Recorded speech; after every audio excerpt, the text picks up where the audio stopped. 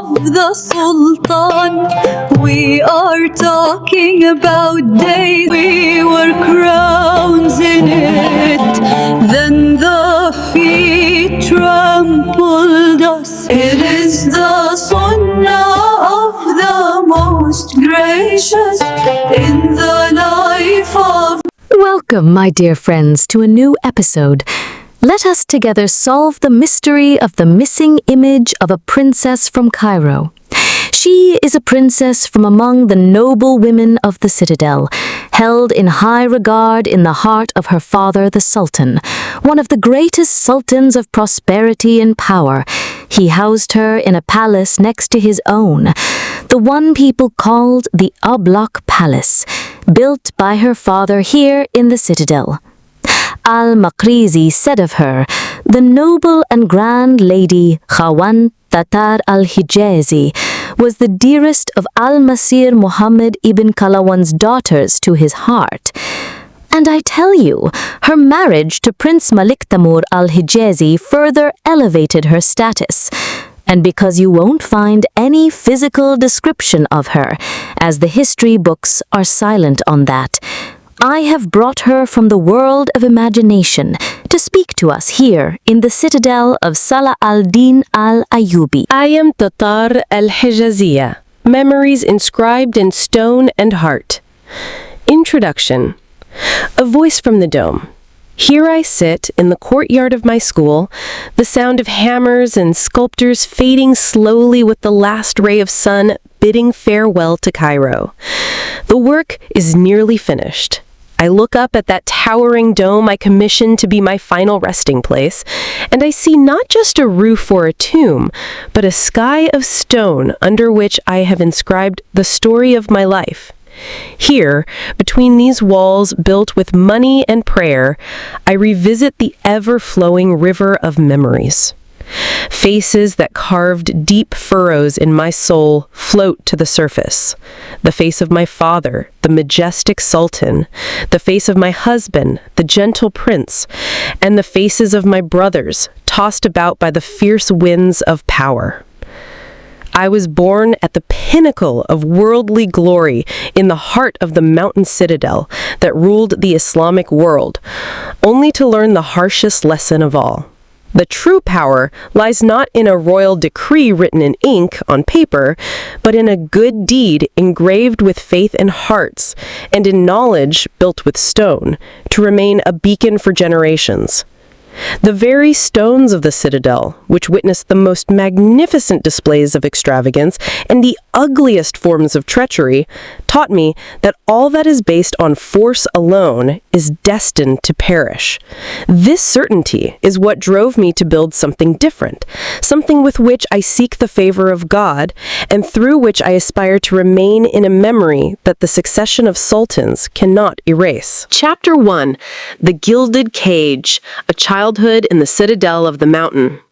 The Citadel of the Mountain was my entire world. It was not just a fortress, but a city in its own right, teeming with life and secrets atop the Mukatam Hills, overlooking Cairo of Almuaz like a sleepless, watchful eye. I remember the echoes of the Mamluks' voices in the tabak, the barracks where they trained, mixed with the call to prayer rising from its towering mosque, and the noise of its market selling every delicious and desirable thing. The Bab el-Mudarraj, its majestic terraced gate, was the dividing line between my small, protected world and the vast world outside, which I only knew through stories. I was raised in indescribable luxury, growing up in the corridors of the royal palaces, chief among them the Qasr el-Ablak, the piebald palace, which my father built to be the crown jewel of the citadel. I still clearly remember its walls, clad in alternating yellow and black stones, which gave it its name, its floors inlaid with colored marble and mother of pearl, and its vast iwans overlooking the royal stables, where thousands of purebred Arabian horses that my father adored stood, and the sprawling squares of Cairo.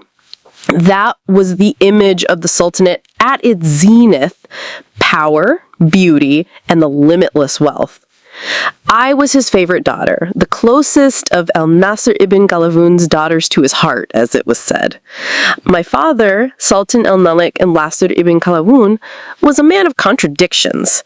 I saw in him the affectionate father who showered me with his kindness and the loving husband to my mother of Mongol origin, Huand Ashlun.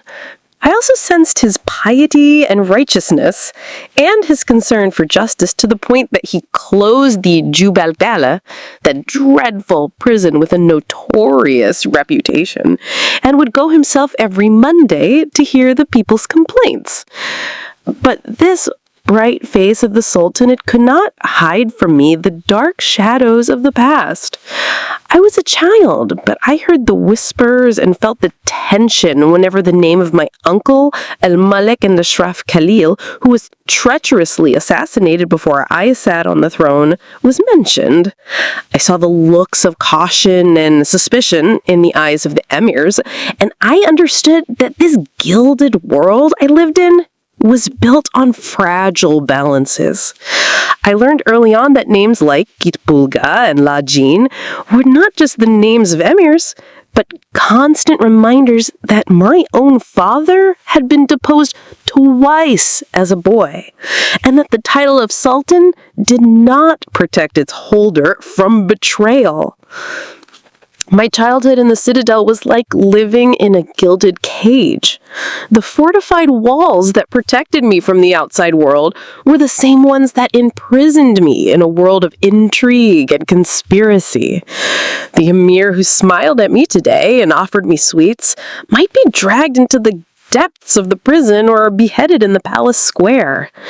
This contradictory environment, combining absolute security and constant danger, instilled in me a deep understanding of the fragility of power and a longing for a different kind of stability, one that not shaken by the coups of the emirs or changed by the whims of the sultans. My father, in my eyes, was both the greatest and the most dangerous of men. His love was my shield, but witnessing his ruthlessness with his opponents was my first lesson in the reality of power, a lesson that made me search my whole life for another kind of strength, one not built on fear, but on faith and knowledge. Chapter 3. The Sultan's Daughter. Marriage, status, and a golden age. After my father's triumphant return and the consolidation of his absolute power, Egypt entered the longest period of peace and prosperity it had witnessed in the Mamluk era. His third reign extended for more than 30 years. After my father's triumphant return and the consolidation of his absolute power, Egypt entered the longest period of peace and prosperity it had witnessed in the Mamluk era. His third reign extended for more than 30 years, 709 to 731 AD.